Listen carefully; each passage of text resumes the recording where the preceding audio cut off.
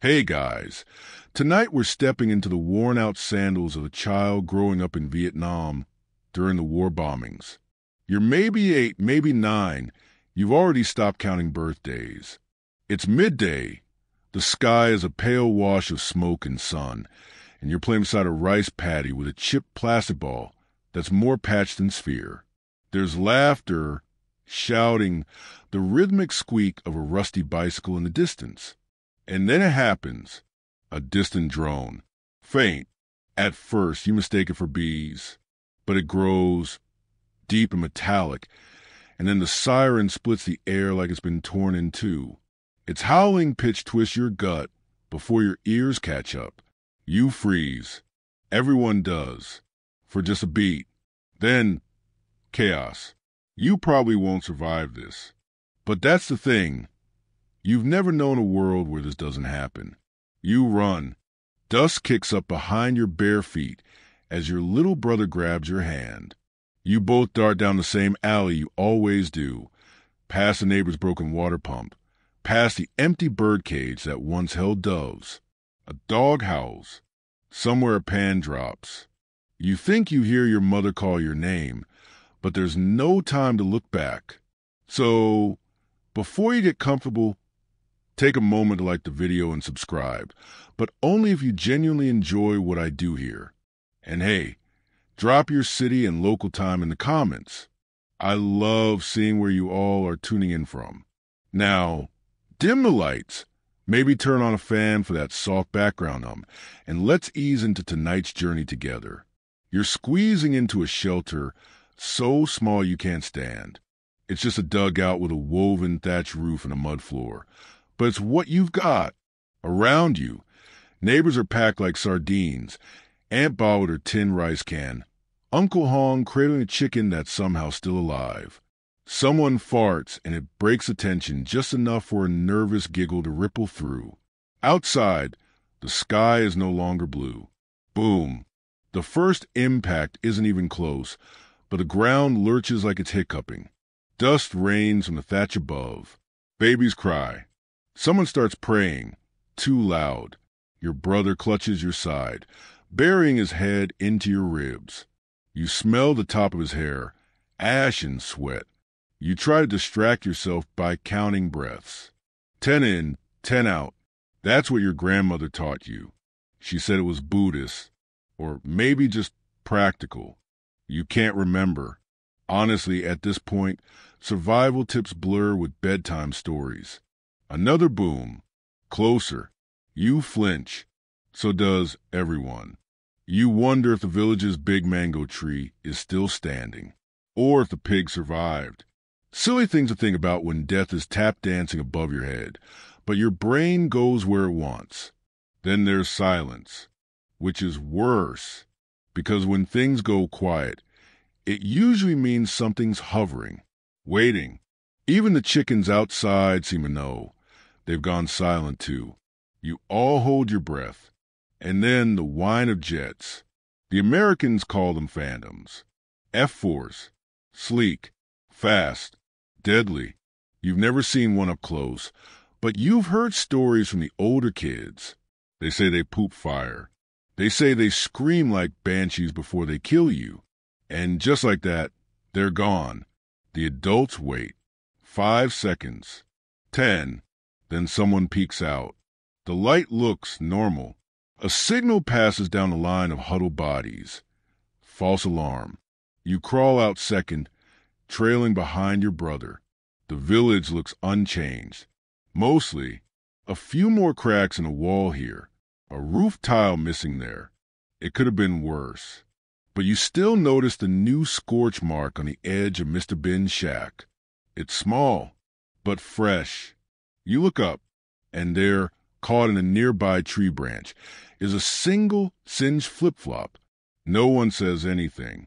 That night, you don't sleep. Not really. You lie beside your mother, who smells like lemongrass and wood smoke, and listen to her heartbeat like it's the ticking of a fragile clock. Every now and then, someone's motorbike coughs to life somewhere down the dirt road, or the dogs bark, and your muscles tense again. You think about school. about your teacher's scolding voice, about the silly boy who gave you a dragonfly he caught in his shirt pocket. You wonder if he's okay. Historically, the U.S. began bombing North Vietnam heavily by 1965 in what was called Operation Rolling Thunder. Over the next few years, over 7 million tons of bombs would fall, more than all of World War II combined. Many were aimed at supply lines like the Ho Chi Minh Trail, but villages like yours were often caught in the chaos. You didn't know strategy. You just knew sirens and smoke. Some historians still argue whether these bombings hastened the end of the war or just hardened the resistance. Meanwhile, you learn how to sleep with your shoes on, just in case, because the sirens don't run on a schedule. The next time the sirens wail, you're ready. Sort of. You keep a burlap sack near the door now. It holds exactly 4 things: a crumpled photo of your dad in uniform, a can of dried anchovies, a flashlight with no batteries, and a piece of red string your little brother insists is lucky. It's not much, but when you live under the threat of sudden fire from the sky, every second counts, and every item feels sacred. You grab the bag as your brother fumbles with his sandals. He always puts them on the wrong feet. You don't bother correcting him anymore. The sky's already started that strange shimmering it gets just before the jets arrive. Like the heat is nervous too. You push open the door, and the heat hits you like a wet blanket made of steam and exhaust. The air smells like wet soil, burned plastic, and something you can't quite name. Something metallic. Something wrong. Down the alley again, over the cracked pavement. This time, someone's yelling names. Your neighbor, Mr. Tuan, is screaming for his wife. He's barefoot, shirtless, eyes wild. You see the fear in his face and feel it ricochet through your chest like a stone skipping water. You don't stop running. The shelter today is fuller than yesterday. Someone's brought a radio, crackling with static and half sentences about troop movements. But the adults hush it quickly. Radios can draw attention. You didn't know sound could be a target. But here we are. You wedge yourself between a woman humming a prayer and a boy you've never seen before, face streaked with mud and something red. He doesn't speak, just stares. Outside, the first wave hits. This one's closer. The ground jolts. Like a giant below is punching upward, angry at the noise. A bowl crashes somewhere behind you. A baby starts to scream. Someone is sobbing quietly. It might be you. You wait. 5 seconds. 10. 15. Then, the second wave. This time, it's not just sound, it's pressure. You feel it in your lungs, your ears, your teeth. The hut rattles like it wants to take flight. And for a second, you wonder the earth itself might come unglued. When it stops, you're still holding your breath. And then you hear it, a high-pitched whimper. Your brother. You turn. He's trying to be brave, lips pressed tight, but tears have carved tracks through the dust on his cheeks. You hug him, not because you're brave, but because you're terrified he'll disappear if you let go. That's when someone opens the shelter flap.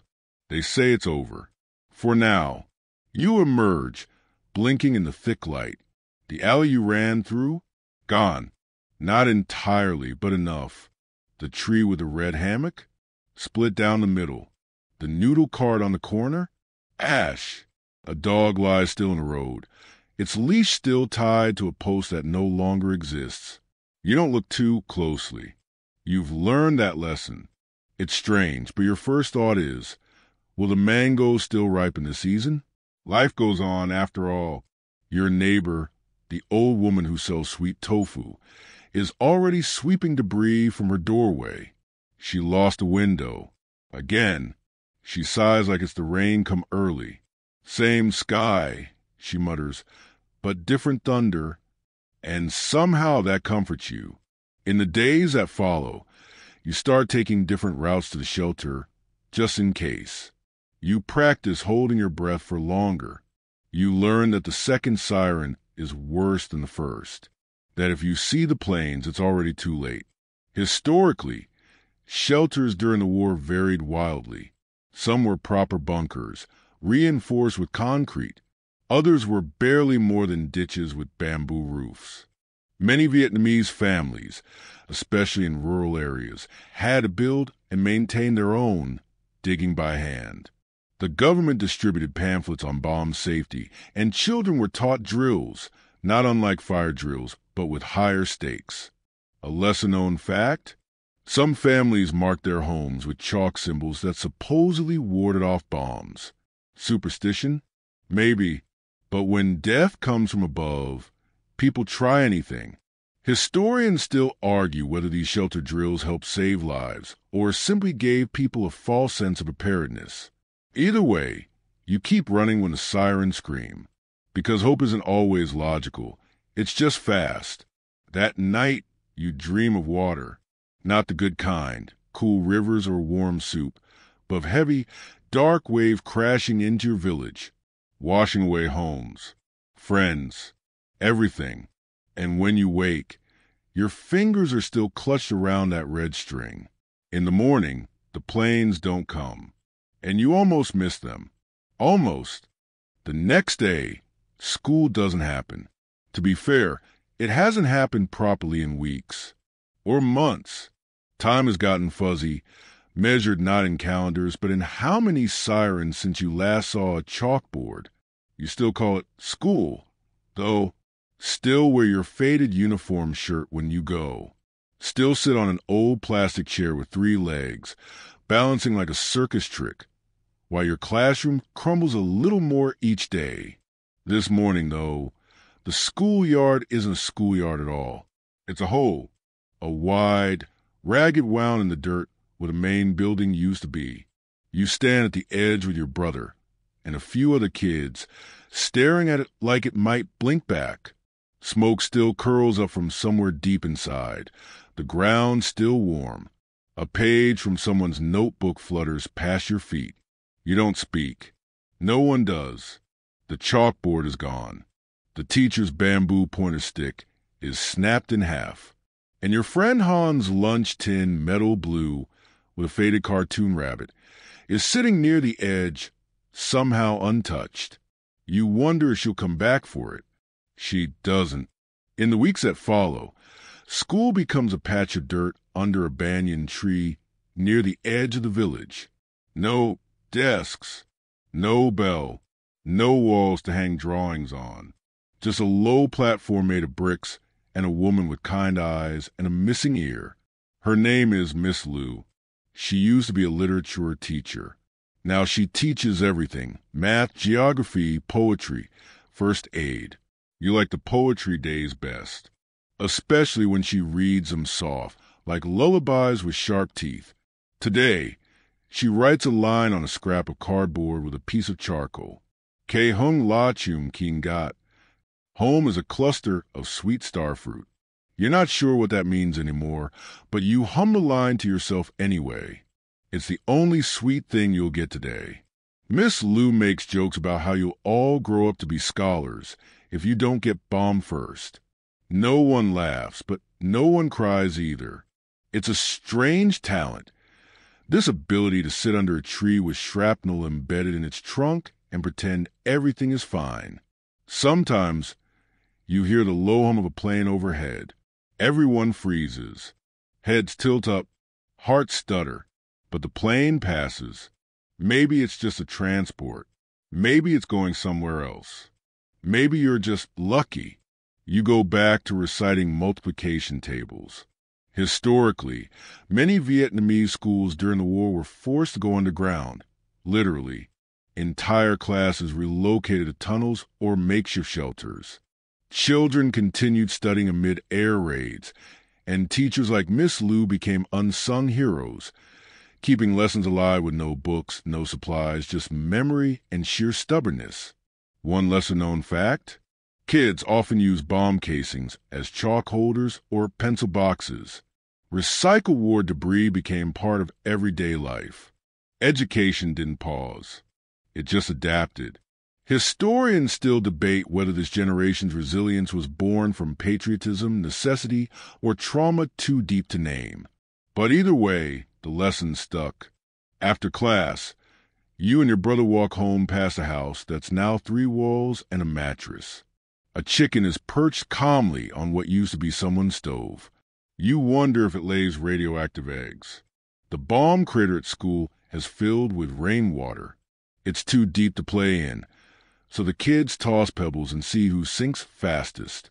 Someone jokes that it'll be the new village swimming pool. Everyone pretends to chuckle, but secretly, you all imagine floating in cool water, weightless and safe. That night you can't sleep.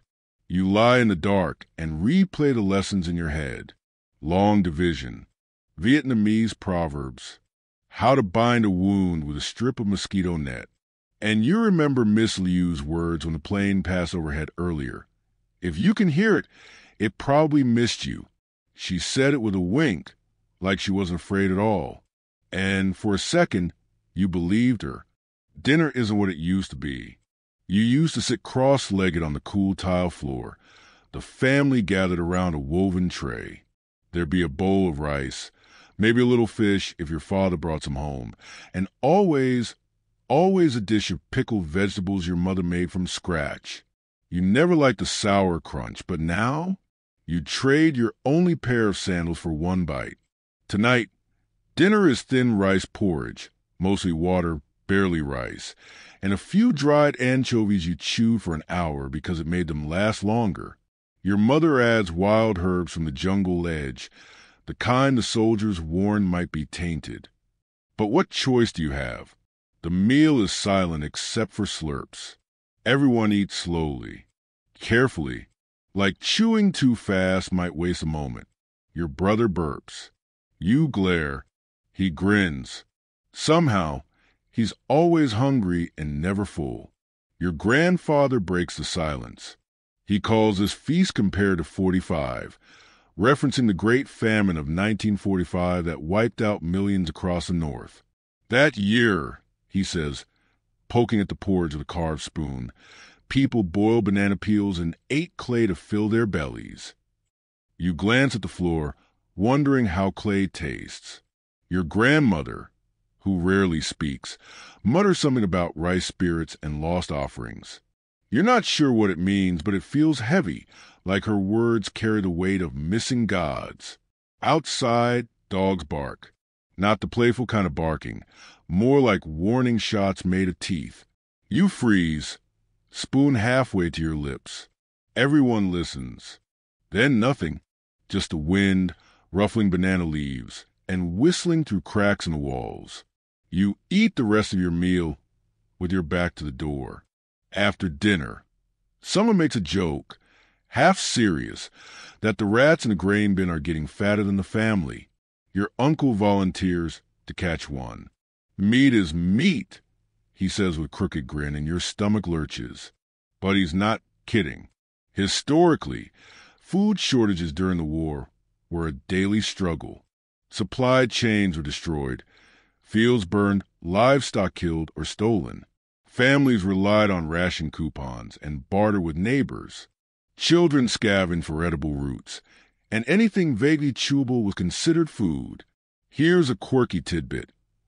In some areas, villagers used mashed cassava or even powdered tree bark to bulk up their rice rations. It filled the stomach, but made your mouth taste like wet paper. Historians still argue whether the distribution of aid was mismanaged or simply overwhelmed by the scale of devastation. Some blame bureaucracy, others sabotage. Either way, families like yours bore the brunt. That night, your mother opens a little tin where she keeps the precious things.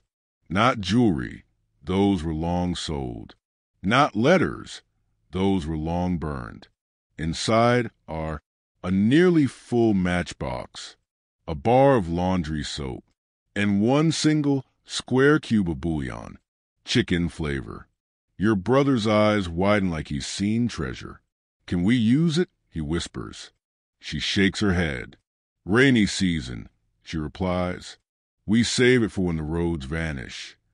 You don't argue. Later, you sit outside under a makeshift mosquito net, listen to crickets that have somehow survived everything else. You're full, sort of, and sleepy, sort of. Your grandfather lights a small oil lamp, and its flicker makes your brother's shadow dance like a marionette on the wall. You think we'll eat chicken again someday? Your brother asks. You pause. Only if the chicken doesn't eat us first. You say. He giggles. You smile. And for a moment, dinner doesn't seem so bad. The night doesn't end. It just mutates. You lie on your mat, half asleep, listening to the softest of wind through the bamboo fence. Your eyes twitch beneath their lids. In your dream, the sky is full of glowing birds. You think maybe they're phoenixes, until one dives, explodes, and shakes the earth. You wake just before the real shaking begins. It starts as a low rumble. Not thunder. Thunder rolls. This pulses, like the ground is drumming. Then comes a faint metallic whine, the unmistakable sound of jet engines. And then, boom, you jolt upright. The room shakes. The window shutters rattle. The oil lamp tips nearly spills. Your brother whimpers from beside you, already crawling toward your mother's arms. And then it happens again. Boom. This time, the floor shifts beneath your feet. Not much. Just enough to remind you that we can snap, and mud walls don't argue with shock waves. You grab your sack. Your brother already has a red string wrapped tight around his wrist like armor. Your mother doesn't scream. She doesn't speak. She just moves, quick, practiced, barefoot. Outside, the night sky lights up in angry orange pulses. But it's not fire. Not yet. These are flares. They hang in the air like ghost lanterns, lighting up everything with an unnatural glow. You can see the whole village bathed in silver orange, roofs, palms, skinny dogs darting under houses. It's almost beautiful. If it weren't for the bombs falling second behind. You all run. The shelter's too far this time, so you dive into a roadside ditch. It smells like wet grass, sour sweat, and something animal. You don't care. Your mother covers you both with her shawl, as if cloth could stop a bomb. Another explosion, this one too close. You hear tin roofs peel back like banana skins, with splinters like dry crackers, and a high-pitched whine cuts the air just above your head. When it stops, you don't move. You don't even breathe until your brother whispers, "Are we ghosts now?" You peek up. The flares are still there, drifting down like strange stars on parachutes, bathing the wreckage in daylight that shouldn't exist. Historically, these were illumination flares dropped by U.S. aircraft during bombing runs. Designed to expose movement and guide nighttime targeting, they often lit entire areas as bright as day. To children on the ground, they made shadows look like ghosts and safety feel like theater. One quirky fact? Some villagers believed the flares were cursed. Spirits of the mountain gods, angry at being disturbed.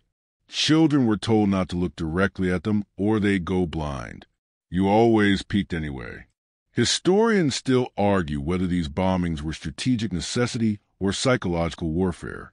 What's undeniable is the effect. Villages lit up like stages, with death waiting in the wings. Eventually, the noise fades. Silence comes like a gift wrapped in static. You emerge slowly. The house across from yours is gone.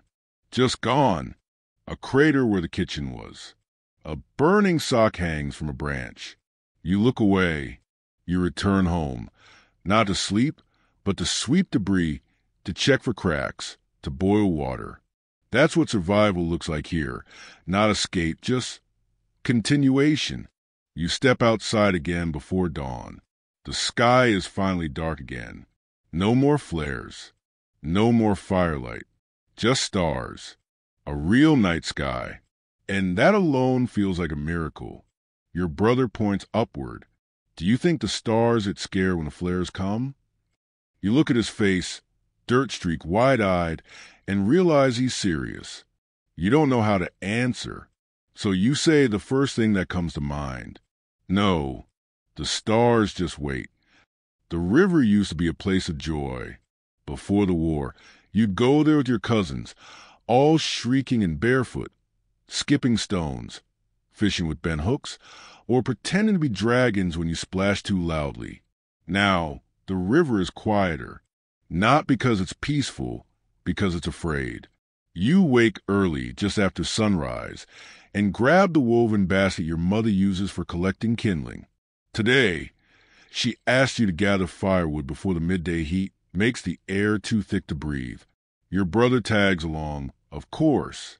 He never lets you go alone, even when he's told to stay. The path to the river still feels familiar, but it looks different every day. A tree leans at a strange angle from last week's explosion. Someone's bicycle tire is stuck in the mud, half buried like a time capsule. Craters pock the trails like angry footsteps from a giant that wandered off in the night. When you reach the riverbank, the water's low, sluggish brown, streaked with a faint rainbow sheen. You don't ask why. You already know. Agent Orange. That's what the grown-ups call it. A name that sounds more like a soda than a curse. It was meant to kill trees. They say, strip the jungle, expose the enemy. But it killed fish, too. Birds. People. Your cousin used to catch frogs here. Now, he has rashes on his legs that haven't gone away in months. Your brother finds a stick and starts poking in the mud. You follow, walking the edge where water meets dirt, watching out for the shiny things. Because here's the thing, war leaves gifts. Not good ones. Shrapnel, empty bullet casings. Bits of things that shouldn't be shiny but are. You once found a spoon with American writing on it. It's still in your kitchen drawer. Today, you spot a small metal shard sticking out of the sand. You freeze. It might be nothing, but it might be a bomblet. You wave your brother back. He frowns but obeys. You take a long stick and gently tap the metal. No click, no hiss, just silence. Still, you don't touch it. You've learned better. Instead, you mark it with a circle of stones. When you return to the village, you'll tell someone. Maybe the militia. Maybe no one. Depends on the day. Historically, rivers across Vietnam were transformed by the war. Bombings destroyed dams, napalm scorched nearby banks, and chemical defoliants poisoned water sources. Children, unaware of long-term dangers, continued playing in toxic rivers for years. Here's a lesser-known detail. Villagers sometimes use bomb craters as ponds, breeding fish, catching rainwater, even washing clothes in them. Survival doesn't wait for ideal conditions. Historians still debate whether the ecological impact of the war was deliberate or a side effect of tactics. But they agree the environment was a battlefield too. Your brother shouts, he's found Frog, miraculously alive. You laugh, loud and sudden, because it's just so absurd to be excited over something so small. But he's grinning like he found treasure. You let him keep it in a jar. On the way home, you carry a bundle of twigs, and he carries the frog. The air smells like wet leaves and diesel smoke. At one point, you stop and look back at the river. The reflection's still there, gray clouds rippling on dirty water. It's not the same river you knew, but it's still flowing, still trying. So are you. At first, you think it's thunder, a low, distant boom that rolls over the hills like someone dragging a giant drum. But then it happens again, sharper, quicker, less sky, more intentional. You pause mid-step, balancing a basket of yams your mother sent you to trade. Your brother looks up too. You both freeze on the dusty road, unsure whether duck or run, or pretend it didn't happen. And then the rumors start. Adults whisper while they sweep doorways or patch roofs. Someone says the Americans are coming closer. Someone else says a group of rebels tried to ambush a convoy last night. Others just shake their heads and mutter names. My Lai, Quang Tri, Pleiku, places you've only ever heard followed by the word burned. One name keeps coming up like a bad smell, Agent Orange. You don't know what it is exactly, just that it's in the leaves, the soil, the rain, that it makes babies come out wrong and trees die standing. You once saw a row of banana trees near the jungle edge where all the leaves had curled up like fists. Your grandmother crossed herself and spat 3 times. This morning, a man with one arm came through the village selling batteries and soap. He wore an old North Vietnamese army hat and carried his wares in an American duffel bag. You couldn't stop staring at the stitched letters. USMC. He saw you staring and winked. Souvenir, he said. You didn't ask from which side. Because that's the thing. Nobody knows who is coming anymore. Soldiers wear all kinds of uniforms. Some speak Vietnamese with heavy accents. Some give out candy. Others don't speak at all. Later that day, a truck rumbles down the road, kicking up red dust. It's green. Huge. Foreign-looking. Everyone watches from their doorways as it crawls past. In the back, you spot soldiers, American you think, big helmets, sunglasses, guns pointing at the dirt. One of them tosses something. It lands with thunk in the road, a package square and wrapped in shiny foil. You all stare at it like it's a grenade. Finally, a brave kid from the next house runs and grabs it. It's chewing gum. You all chew a piece like it's magic.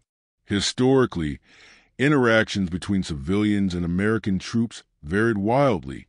In some villages, U.S. soldiers were feared as invaders. In others, they were seen as protectors, or at least suppliers of hard-to-find goods like candy, canned meat, or matches. Here's a fringe fact. During lulls in combat, some U.S. troops traded with locals, using their own rations as currency. There were even cases where children acted as messengers or guides in exchange for food, though it came with enormous risk. Historians still argue whether these small acts of kindness humanized the war or simply masked its brutality. One chocolate bar doesn't undo a scorched village. Back home, your brother is bouncing with excitement. He waved at me, he says. The soldier, he waved. You nod, smile, but a part of you feels uneasy. Because not long ago, you saw what happened when a different group of men came through. No waving, no candy, just shouting and fire and the awful sound a house makes when it collapses. That night, you can't sleep again. Not because of bombs, but because of not knowing. Are they friends? Are they enemies? Are they just tired boys with guns and orders? You lie awake wondering if the chewing gum has poison in it, or if maybe it's just gum and you've forgotten what safe feels like. The wrapper glows faintly in the moonlight. You keep it in your pocket, just in case. You don't play hide and seek anymore. Not in the way you used to. No giggles behind water jars. No peeking through woven fences. No triumphant yells when someone's caught. Now it's quieter, sharper. Less a game, more a lesson. You play it underground. The tunnel is just tall enough to crouch in and just wide enough to bump elbows. It smells like damp roots, sweat, and something sour that clings to your clothes even after you surface. Your village didn't have tunnels before the war. Now, everyone's got one or wants one. You learned early. Silence can be louder than screaming. Today, the sirens don't even finish their song before the first tremor hits. Your mother shoves the basket she was steaming rice into the side and yells for you and your brother. You grab your sack. He grabbed the frog jar, of course. And you all dash to the hidden panel behind the chicken coop. The tunnel has no lights. Just 2 small oil lamps nailed into clay walls. The air is thick and unmoving, like you're breathing through a wet blanket. The sounds outside are muffled until they're not. Explosions still rattle the packed earth. Sometimes dust falls from the ceiling and someone whispers a prayer. There are 17 people crammed into this stretch of tunnel. Most are neighbors. One woman you don't recognize holds a crying baby. Everyone tries not to look annoyed at the baby. No one says anything. Babies cry. That's just what they do. You sit between your mother and an old man who snores when he's scared. Your brother draws shapes in the dirt with a stick. A boat, a fish, then a stick figure, arms up. Is that a ghost? You whisper. No, it's me, saying I surrender. He grins. Historically, the tunnels across Vietnam were an intricate, essential part of survival. While the Siu Chi tunnels are the most famous, many rural communities dug their own, some by hand, some with tools scavenged from bomb sites. They served as shelters, classrooms, clinics, even kitchens. One quirky detail: some kids were tasked with keeping geckos alive in tunnels. Why? Because if geckos stopped chirping, it meant something was wrong, too much carbon dioxide or incoming footsteps. Historians still argue whether the tunnel system prolonged the war or just postponed inevitable devastation. But to the people inside them, the tunnels weren't strategy. They were necessity. Hours pass, or maybe minutes. Time bends underground. Someone begins a quiet game. Who can stay silent the longest? It's not really for fun. It's for safety. But you all play along. You win. Finally, a knock at the panel above. 3 raps, pause, then 2. The all clear. You crawl out, blinking like a mole. The sky is overcast. The air smells burned. Again, your legs feel like they don't belong to you. You look around. The hut next to yours is half gone. A cooking pot still steams in the rubble. That means the family had just finished lunch. Maybe they made it to their own tunnel. Maybe not. You say nothing. Later, you help your brother clean dirt out a frog jar. The frog somehow survived the tunnel. Your brother grins as it blinks at him like nothing's wrong. See, he says, he's brave. Or dumb. Same thing. Your brother shrugs. That night, you dream you're still underground. But in the dream, the tunnel keeps going, winding endlessly through earth and bone and stories you've never heard.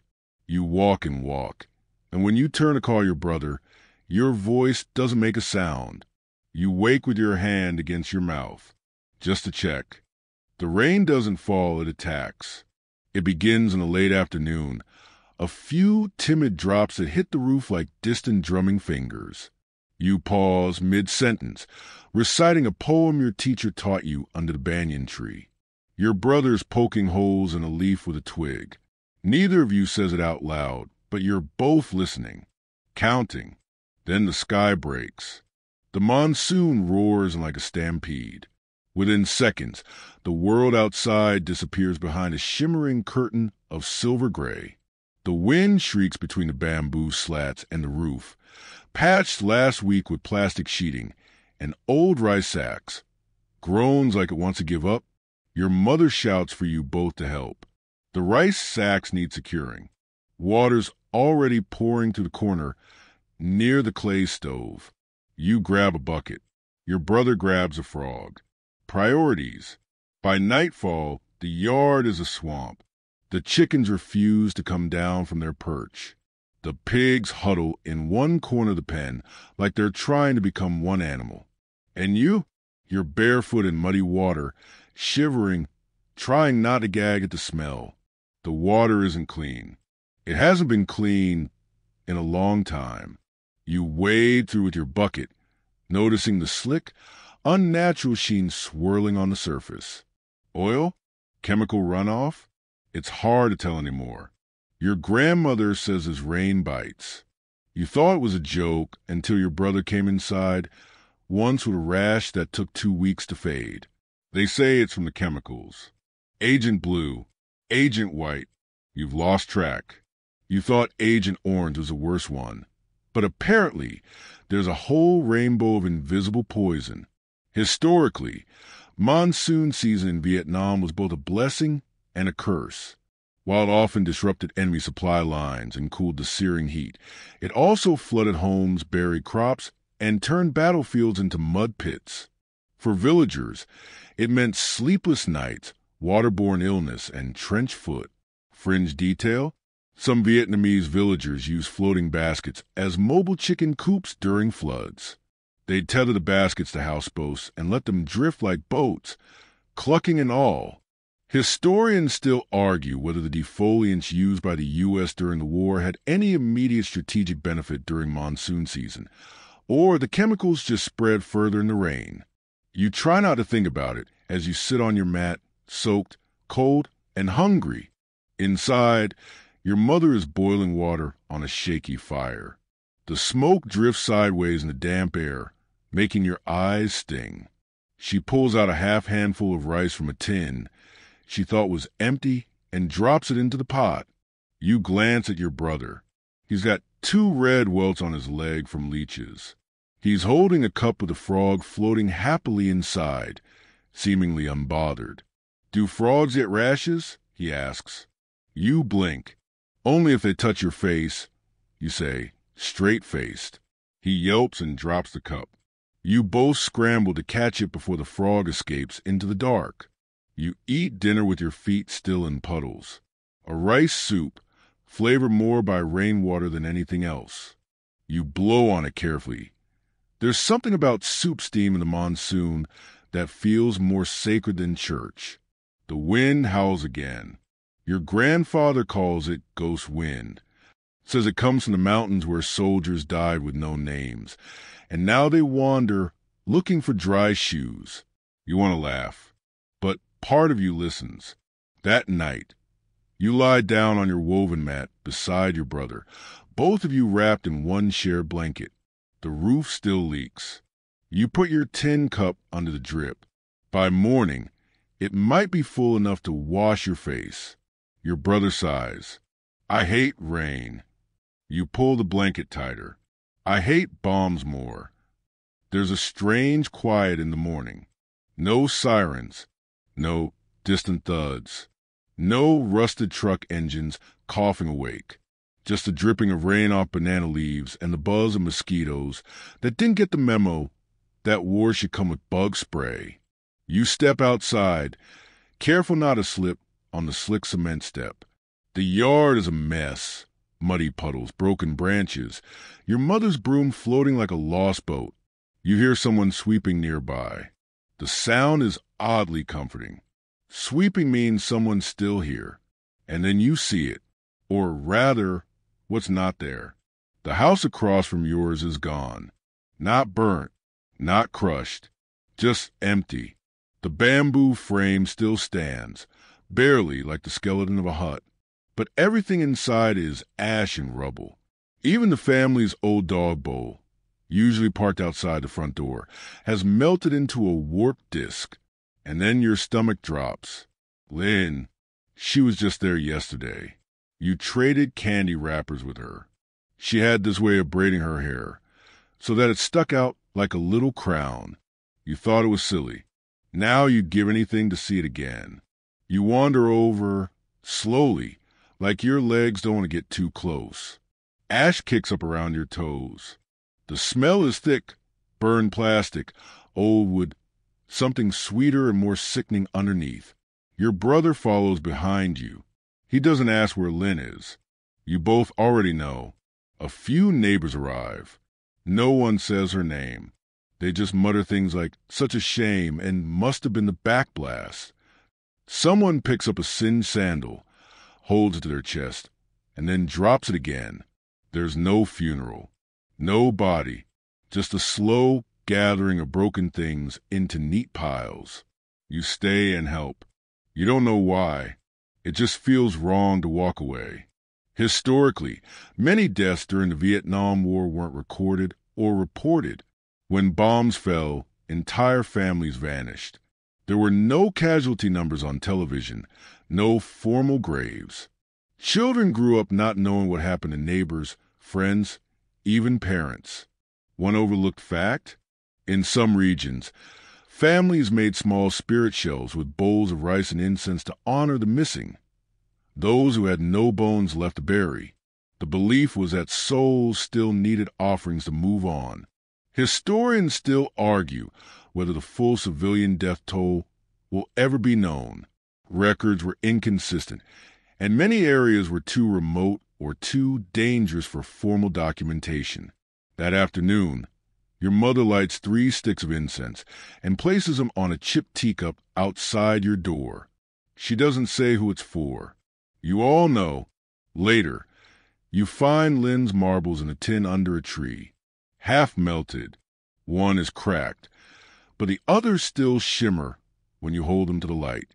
You keep them in your sack with a red string and the picture of your dad. That night, your brother whispers, "Do you think she's watching us?" You nod. Probably. From the stars. Maybe. Or from the flares? You pause. "Not the flares," you say softly. "She's smarter than that." You both fall asleep without talking more. And in your dreams, there's a girl with a crown of braided hair, walking barefoot through a river that never ends. You wake up to the sound of chalk scratching, which is odd because you haven't had chalk in weeks. You crawl out from under your mosquito net, tiptoe across the cool floor, and peek outside.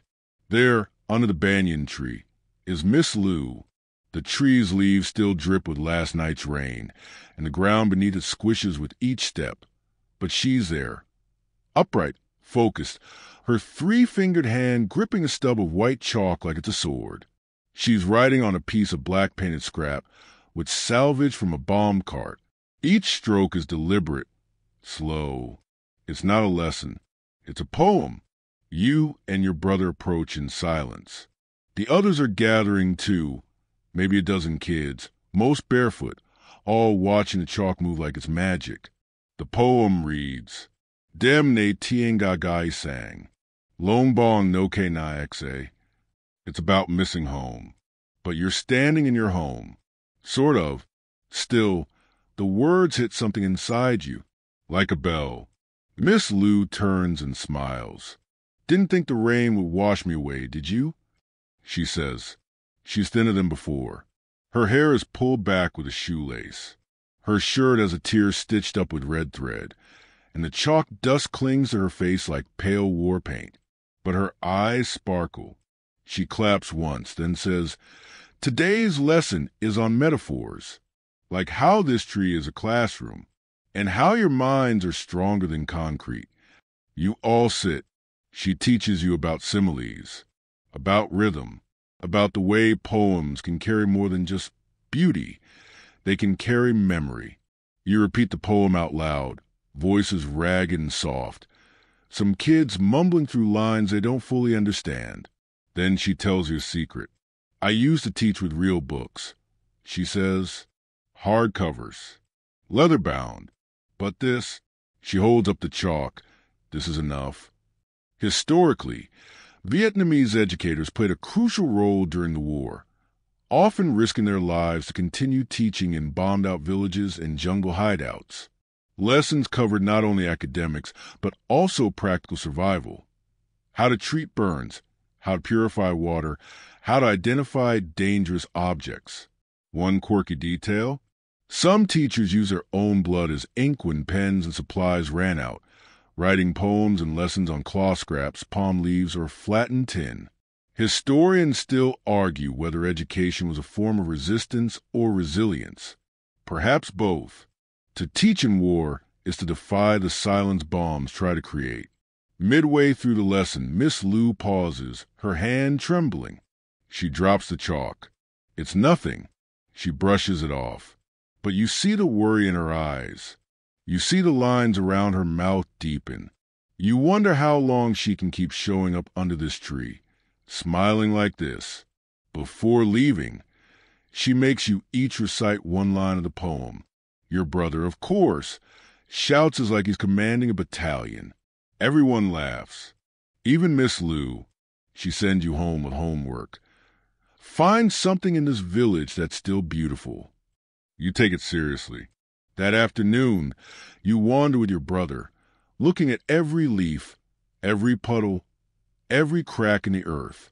And you find it, not in a flower or a butterfly, but in a patched hammock swinging gently between two charred beams. Still standing, still useful. You write about it on a torn envelope with a stubby pencil. That night, you show Miss Lou your writing. She reads it, nods once, and says, "You're a poet now." You smile, not because you believe it, but because maybe you will. It's quiet, too quiet. No sirens, no shouting, no planes, no boots, no sudden bangs. Just the soft rustle of banana leaves and the occasional cluck from a chicken that somehow survived another week. You lie in your usual spot, staring at the woven ceiling above you, waiting for something. But nothing comes, and that's what unsettles you most. Your brother whispers, "Did the war end?" You shake your head. We'd know. But the stillness feels wrong, like when the cicadas stop chirping before a storm. Your mother isn't smiling. She's standing by the doorway, arms crossed, listening to the sky. Your grandfather lights 3 sticks of incense and mutters under his breath. Even the dog refuses to bark. You go outside. The air hangs heavy, like soup left out too long. The village looks the same, but the atmosphere has shifted. Nobody's hammering. Nobody's shouting across yards. It's as if everyone's afraid of breaking the silence. You walk to the edge of the rice field, where the wind usually picks up. Today it doesn't, not even a breeze. You squat down and touch the soil, warm, damp, undisturbed. This isn't peace. It's a pause. Historically, there were days like this, brief lulls between major bombing campaigns, pauses for strategy shifts, political posturing, or even bad weather over the ocean. In those moments, villages will hold their breath, unsure whether to hope or prepare. Here's a quirky detail. During these quiet days, some families would take the chance to bathe, wash clothes, or even play music softly, believing it might encourage the silence to stay. Others would bury valuables, just in case the noise returned. Historians still argue whether such pauses were intentional gestures from military forces or just tactical hiccups. But to civilians, they felt like the sky had forgotten them, for better or worse. You return home and find your brother building a quiet fort under the table. He's padded it with blankets and lined it with tin cups filled with water. To hear the drops? "Why?" you ask. "If there's no sound," he whispers, "we'll make some." You crawl inside with him, and for a while, you sit in your secret fortress, listening to the dripping from the leaky roof. One drop. Pause. Another drop. You find comfort in the rhythm. Not chaos, just repetition. That night, you lie awake, wondering if the quiet will last. If maybe the world has finally run out of noise. If the war has wandered somewhere else, bored of your little village. You don't trust it. The silence is suspicious. But you admit it's nice to breathe without flinching, to chew without ducking, to sleep with both eyes closed. And just before you drift off, your brother mumbles, "If tomorrow's still quiet, I'm catching a frog big enough to ride." You smile, because even in this uncertain hush, there's still dreaming. You wake not to silence, but to light. Strange light, not the pale blue of morning or the golden warmth of late sun. No, this is cold, sharp, artificial. It bleeds through the cracks in the wall, like a secret trying to get in. You sit up slowly. Your brother's still asleep, one arm wrapped around the frog jar. You crawl toward the door and peek out. The sky is glowing, but it's not sunrise. Flares. Again, they hang in the air like ghost lanterns, falling in slow motion, their white-hot glow casting skeletal shadows across the entire village. The banana trees look like black claws. The road is dusted in silver. The world is lit up but not awake. You hear it before you see it. The softest of parachutes, the eerie hum of far-off engines, and then faintly, The snap and pop of gunfire. Not close, not far, just there. You can't tell which direction. It feels like it's coming from the sky itself. You shake your brother awake. He stirs, groggy. "It's morning," he whispers. "No," you say. "It's something else." Your mother is already dressed. She has the matchbox and the soap tin in her hands. Her lips are tight. She says, "Don't go outside." You nod, but your eyes drift back toward the door. Because something about this light, this glow, makes your chest ache.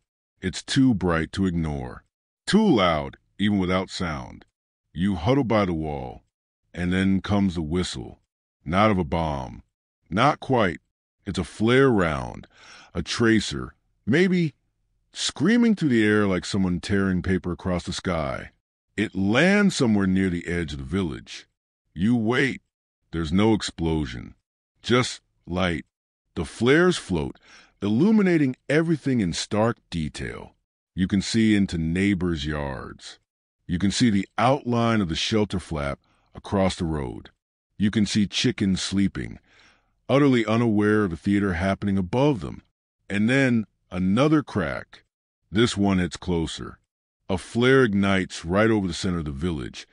So bright it feels like noon. Shadows vanish. The sky becomes blank. You remember what Miss Lou said during poetry class. Flares don't burn. They expose.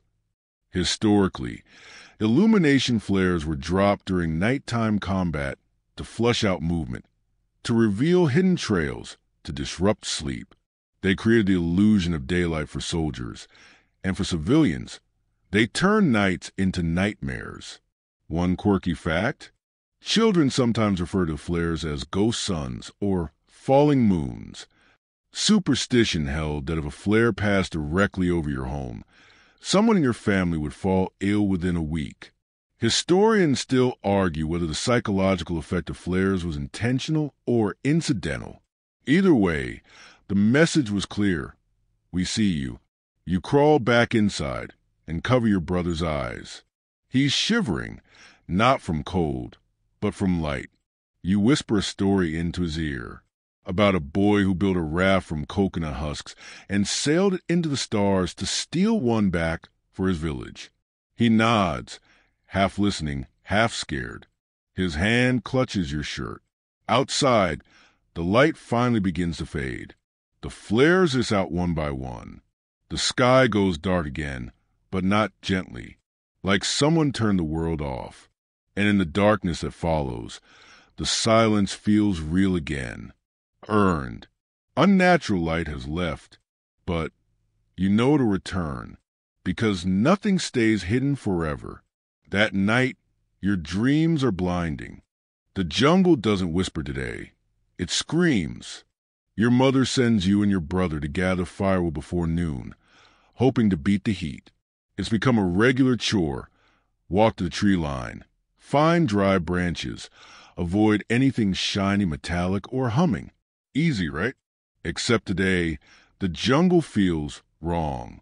You step under the canopy, where the light thins into green haze, and the air smells of damp moss and old sap.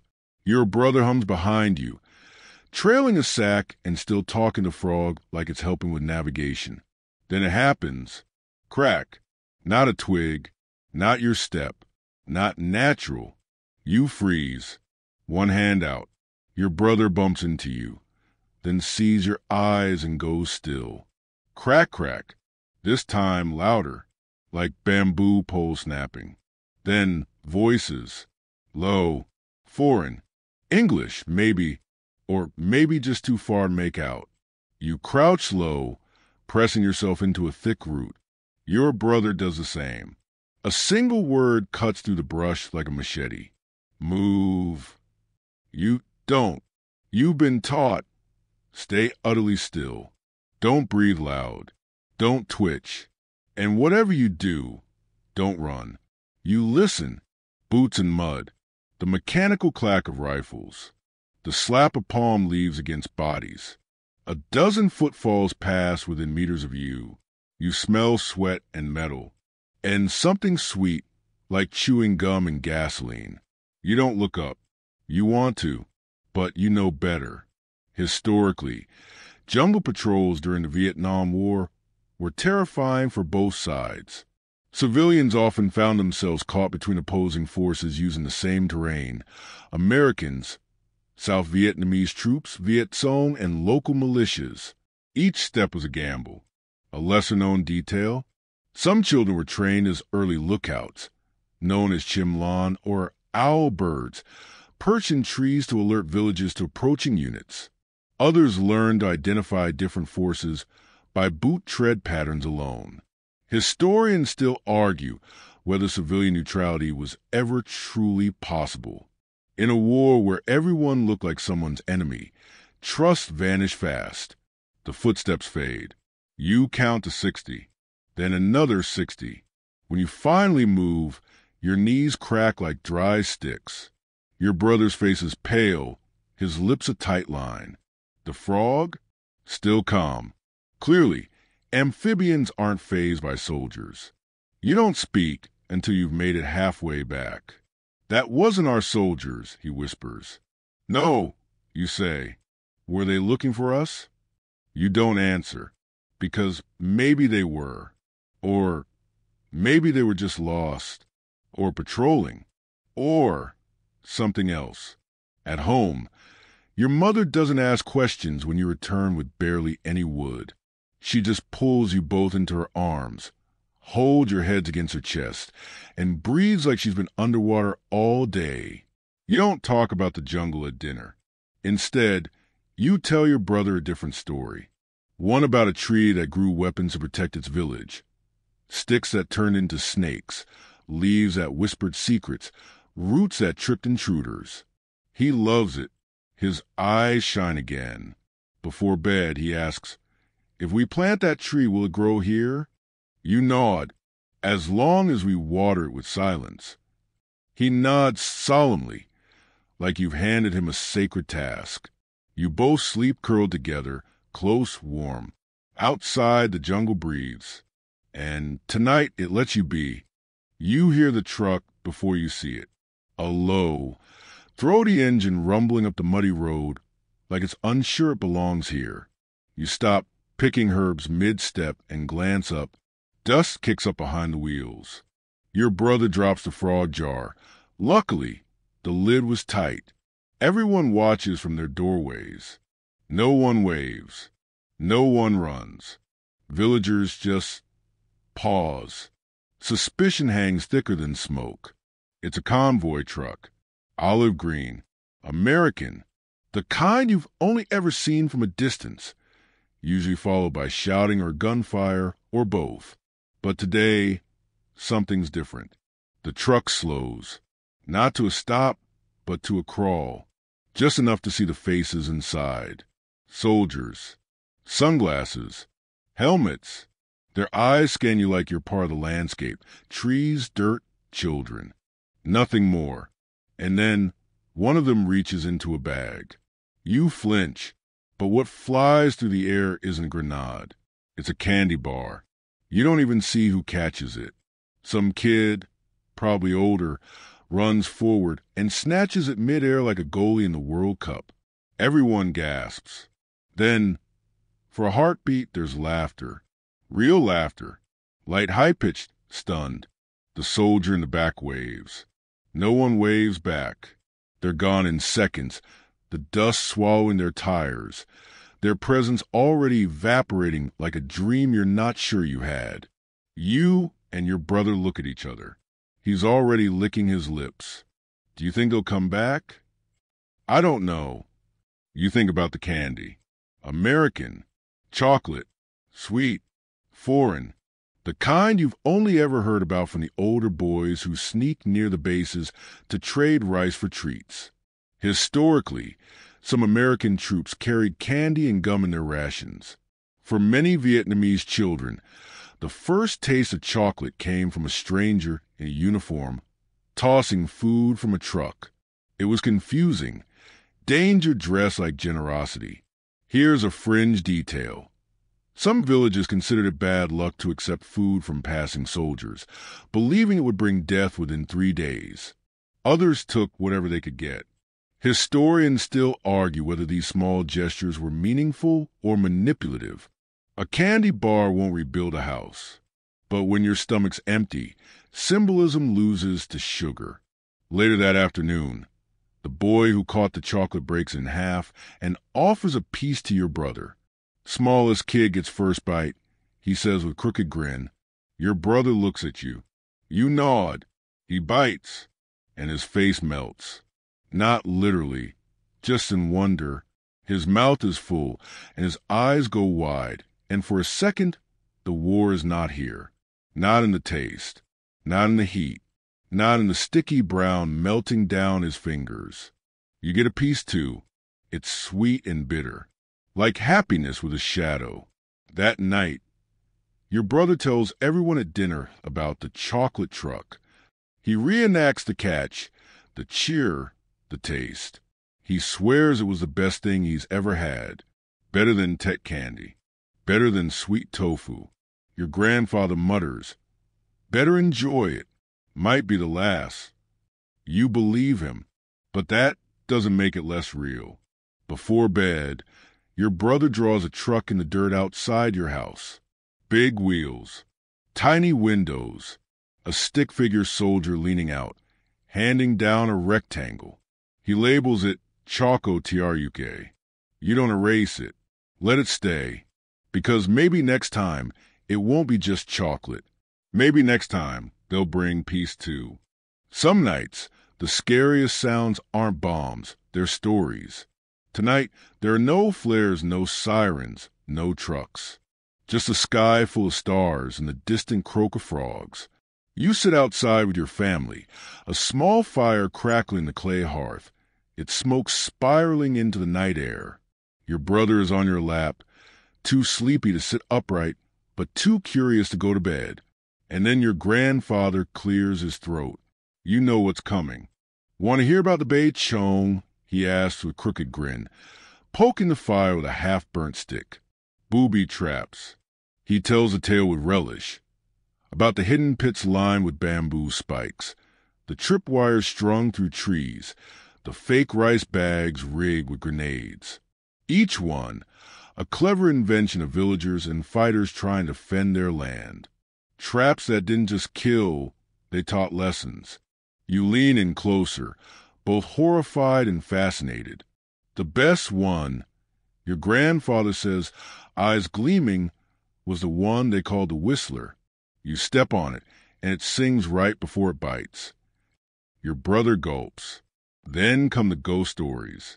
About the woman with no feet who floats down the road, looking for her son who stepped on a mine.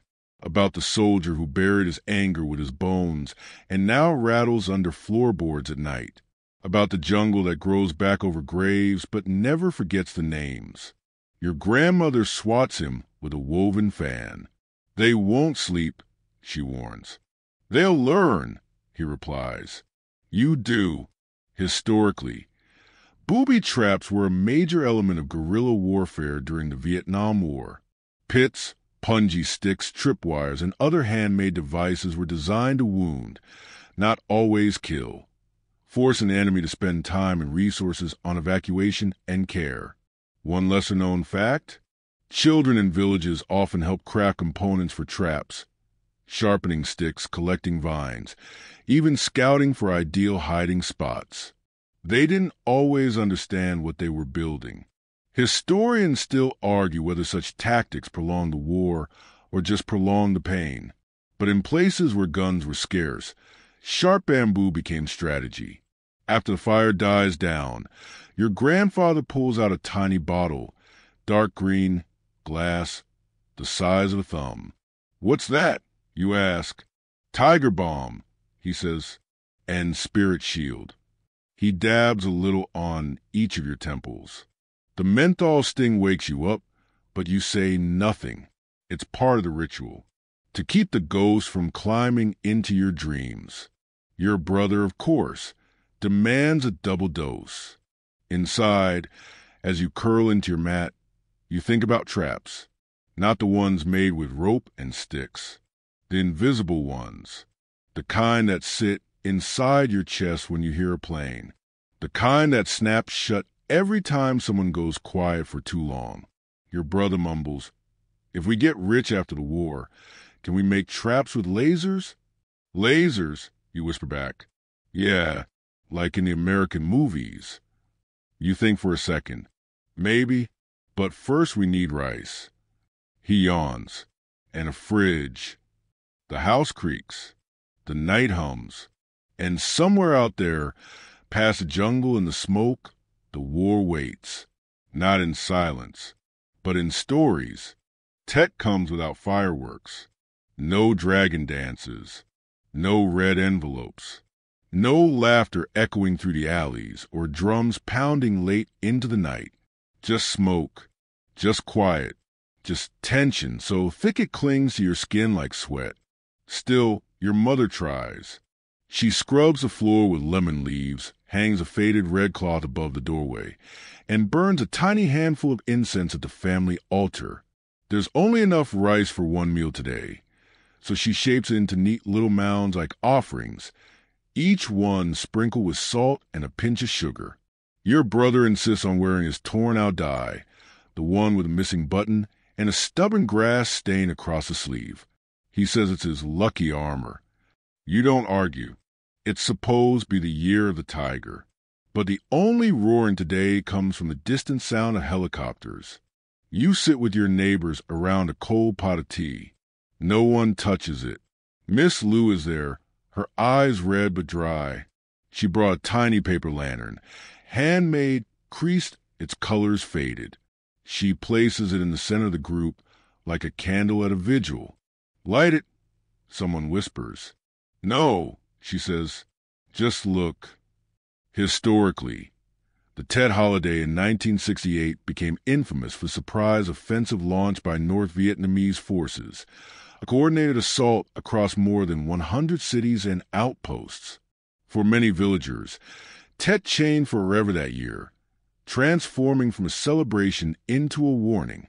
Here's a lesser-known detail. Some families in the countryside buried their fireworks during the war, literally. Fearing they'd be mistaken for gunshots, they hid them deep in clay pots beneath the house, hoping to dig them up someday. Historians still argue whether the Tet Offensive was a military victory or a psychological turning point. For civilians, it didn't matter. Tet was no longer safe. Back in your village, the night falls fast.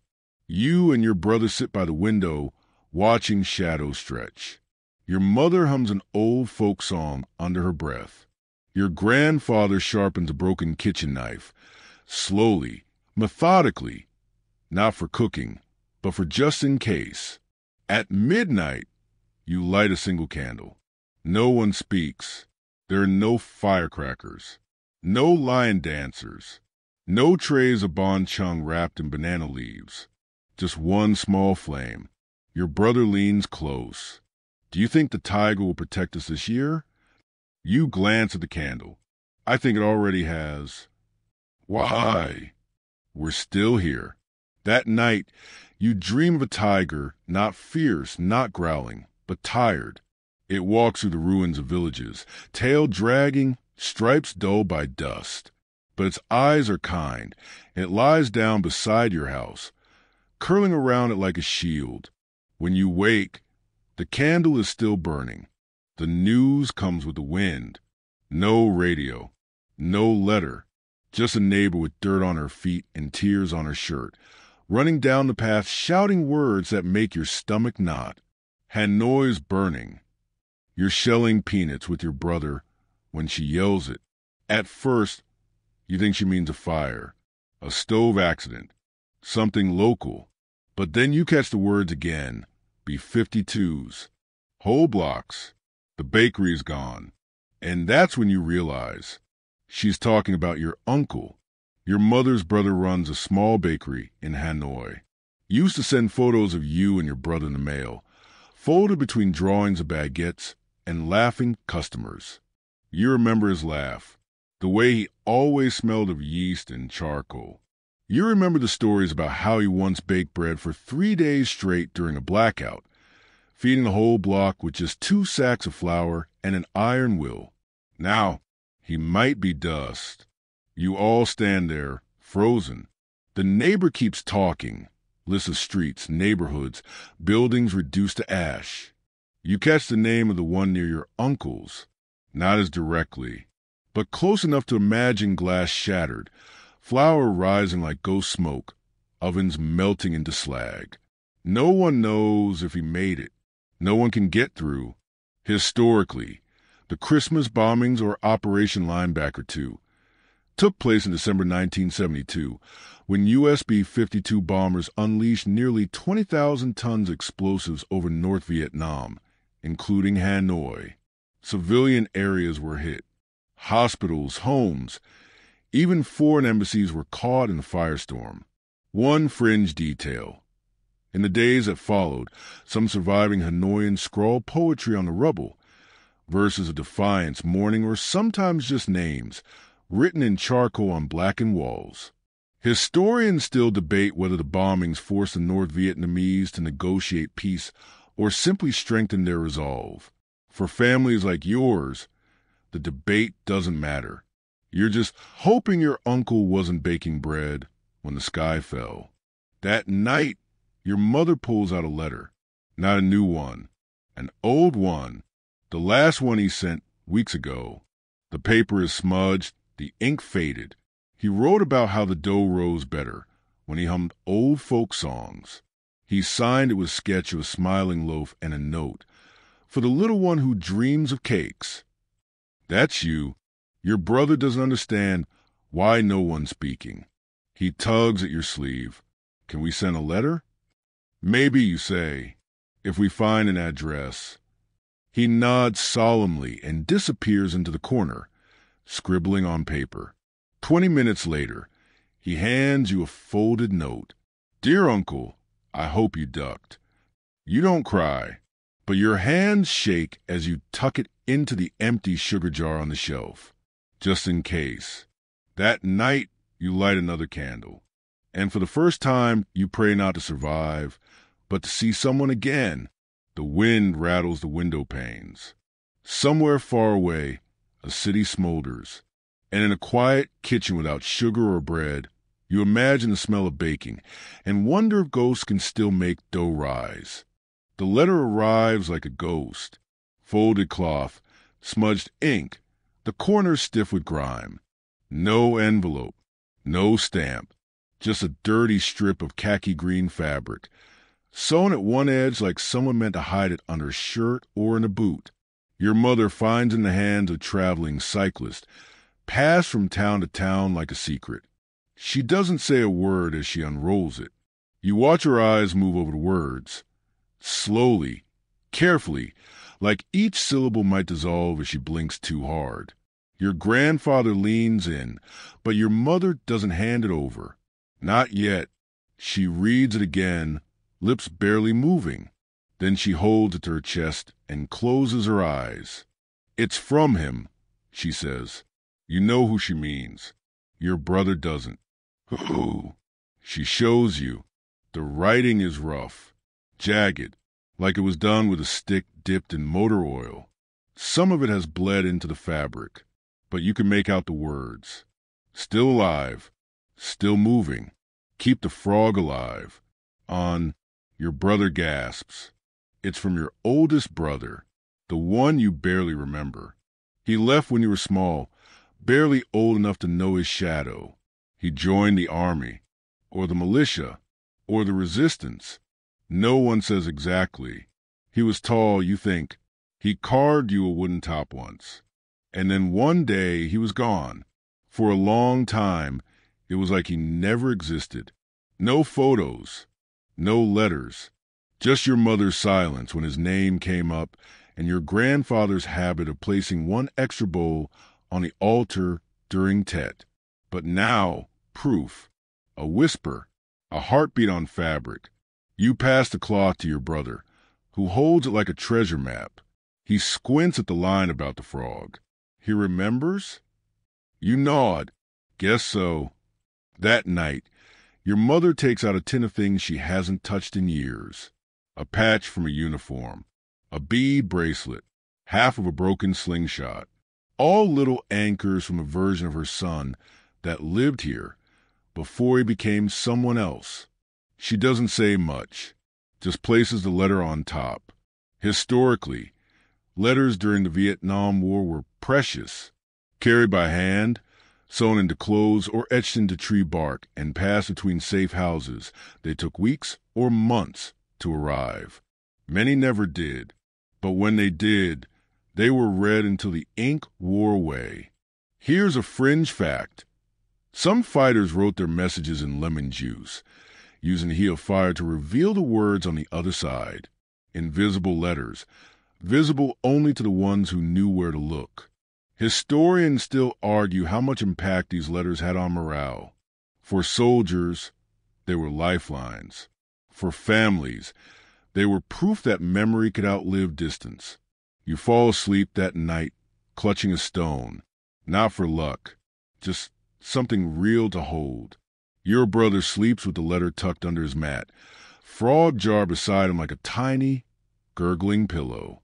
And in your dream, your older brother walks through the jungle barefoot, tall, tired, smiling.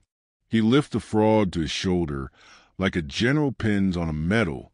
When you wake, the sun's not up yet, but it feels closer. The night feels different. No one says it. No one dares say it. But it's there, woven into the wind, flickering in the lanterns, curled under bamboo mats like a breath held too long. Something's shifted. The adults move slower. The soldiers stationed near the village haven't been seen in days. The sirens haven't screamed. The sky has stopped bleeding flares. Something is ending, but you don't trust it yet. You sit outside, your brother beside you, both of you peeling roasted peanuts with fingers that still twitch at loud noises. Across the yard, your mother's talking quietly with Miss Lou. They keep glancing at the road. A dog barks once, then silence, and then a boy runs into the village. Older, barefoot, panting, his clothes soaked in sweat and tears and smoke. You know that look. It's the look of someone who's seen. "The war's ending," he shouts. No one cheers. Not right away. Your grandfather raises one eyebrow. Ending how? The Americans are leaving. It's in Saigon. People are dancing. Miss Lou covers her mouth. Your mother drops the bamboo spoon she's been holding for 20 minutes. Your brother? He looks at you. Is that good? You want to say yes, but you've lived too long under a sky that changes its mind. Historically, the Vietnam War formally ended on April 30th, 1975, when Saigon fell and the last U.S. helicopters lifted off from the embassy rooftop. But in the countryside, news was slow. Villages learned through whispers, radio static, and the absence of gunfire. There were no speeches, no parades, just stillness.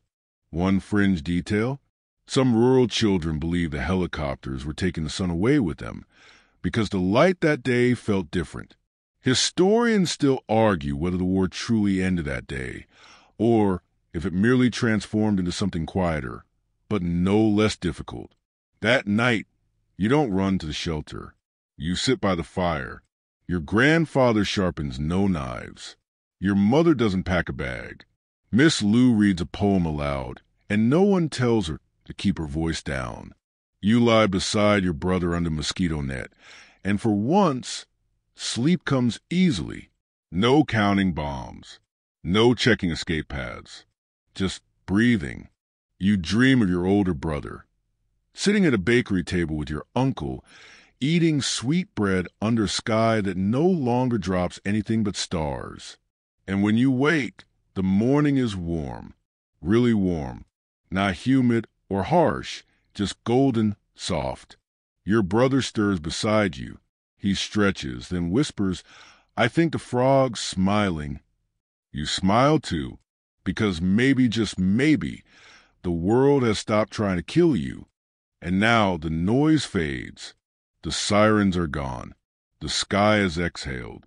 The village, bruised but breathing, settles into something like rest. You sit on the porch, barefoot, sipping tea made from crushed lemon leaves and rainwater. It tastes bitter but honest, the kind of flavor that doesn't need sugar to be real. Your brother naps in a hammock, one hand curled around a wooden toy he carved himself. The frog is gone, set free in the river days ago, but you still think about it sometimes. How it never stopped blinking, never stopped floating. Above you, the clouds drift without purpose. They aren't hiding bombs anymore. Just sunlight, just time. You walk slowly now, not from fear, but from unfamiliar peace. The sound of sweeping returns to the alleys. Laughter, too, soft and cautious, like someone testing a new pair of shoes. Some homes rebuild, some don't. But the people, they stay. They plan again. They wait for the soil to forget. And you, still small, still watching, begin to dream in full color again. Not gray, not ash, but bright reds and soft yellows and deep, deep greens. Because even after everything, the jungle is still alive. So are you? Sleep now. Let the silence cradle you, not because it's a warning, but because it's earned. Let the night hold your name gently. You've made it. You've come through.